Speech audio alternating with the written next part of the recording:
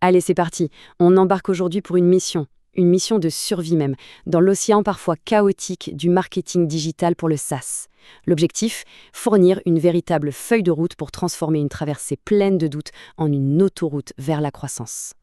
Imaginez la scène. On est aux commandes d'un vaisseau, une super boîte de SaaS. Le produit est génial, les investisseurs, eux, ils attendent des résultats. Mais en face, c'est le brouillard total. On a l'impression d'être complètement à la dérive. On sent presque la frustration monter. Et voilà, la phrase est lâchée. C'est exactement ça, le cœur du problème. Avoir un navire super performant, mais sans cap, sans carte. Du coup, chaque vague devient une menace. Un client qui s'en va, un pipeline de prospects qui se vide. Franchement, la pression est maximale. Bon, alors, par où on commence? Eh bien, par la base. La première chose à piger, c'est que les règles du jeu ont complètement changé. Et pour y voir plus clair, on va suivre les conseils d'un expert, Grégory Coste. Il va nous décrypter cet univers si particulier qu'est le SaaS. Et là, Grégory Coste met le doigt sur un point essentiel. Le SaaS, avec son modèle d'abonnement, ça change tout dans la manière de vendre. Fini la vente one-shot. Le cycle de vente en B2B est long, c'est complexe. Le but, ce n'est plus de signer un contrat et de dire au revoir. Non, le but, c'est de commencer une histoire, une relation qui va durer. Voilà, c'est ça, la clé. La vraie rentabilité en SaaS, elle ne vient pas de la première signature, pas du tout. Elle arrive avec la fidélité, avec la rétention. C'est la capacité à garder les clients à bord, à faire en sorte qu'ils soient contents et qu'ils restent. L'acquisition, finalement, c'est juste le début de la course. Bon, notre capitaine commence à y voir un peu plus clair. Il a compris que sa vieille carte ne vaut plus rien. Mais du coup, il fait quoi maintenant? Il a besoin d'un cap, d'une direction claire, d'une boussole en fait, pour repartir sur de bonnes bases. Ah, j'adore cette image. Le désert de Tatooine, ça parle, non? C'est vide, c'est sec, on sent la panique. Et c'est là que notre guide, Grégory Coste, arrive avec la solution. Pas une, mais trois. Trois concepts fondamentaux. Trois vents qui vont enfin faire avancer le navire. Premier vent, l'inbound marketing. L'idée est toute simple, mais elle change tout. Au lieu d'aller crier sur les gens avec un mégaphone pour qu'ils achètent, on construit un phare. Un phare qui diffuse une lumière tellement utile, tellement pertinente, que les clients potentiels viennent à nous, tout seuls, pour trouver des réponses. C'est une vraie révolution. Deuxième vent, le lead nurturing. Un logiciel B2B, ça ne s'achète pas sur un coup de tête. Cette stratégie, c'est un peu comme du jardinage de prospects. On les accompagne sur la durée, on bâtit la confiance en les éduquant, en leur donnant du contenu qui les aide, jusqu'à ce qu'ils soient mûrs pour acheter.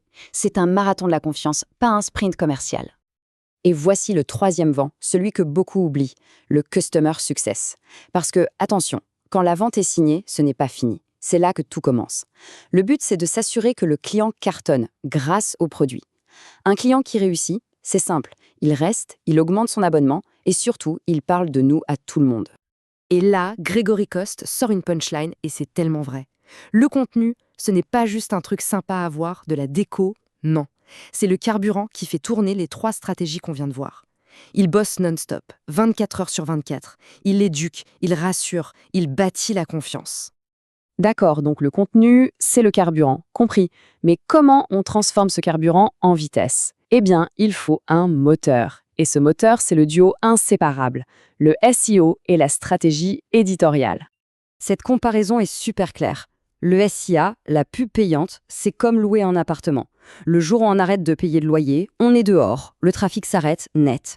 Le SEO, le référencement naturel, c'est comme acheter sa propre maison. C'est plus lent au début, mais à la fin, on possède un vrai patrimoine. Un actif qui prend de la valeur et continue de générer du trafic, même quand on dort. Alors, comment on organise tout ce contenu? C'est simple, on pense en entonnoir. Tout en haut, on attire un maximum de monde avec du contenu large et éducatif. Au milieu, on devient plus spécifique, on rassure en montrant comment notre solution règle leurs problèmes. Et tout en bas, on sort l'artillerie lourde pour convaincre. Les démos, les cas clients, chaque contenu a son job. Allez, petit saut dans le futur. Après le SEO, préparez-vous au GEO, Generative Engine Optimization. Le principe? Optimiser son contenu pour qu'il soit la source de référence des intelligences artificielles, parce que demain, c'est là que beaucoup de réponses seront trouvées. Avoir un contenu en béton, c'est s'assurer d'être dans le cerveau de l'IA. Retour à notre capitaine. Là, il avoue un truc que beaucoup font. Il a balancé de l'argent par les fenêtres en essayant un peu de tout. Une pub par-ci, un poste par-là. Des bouteilles à la mer, en gros. Ce qu'il lui faut maintenant, c'est une carte claire pour savoir où concentrer ses efforts. Et la voilà cette carte. Gregory Coste nous donne un plan super pragmatique. L'idée, ce n'est pas d'être partout à la fois, c'est d'être intelligent.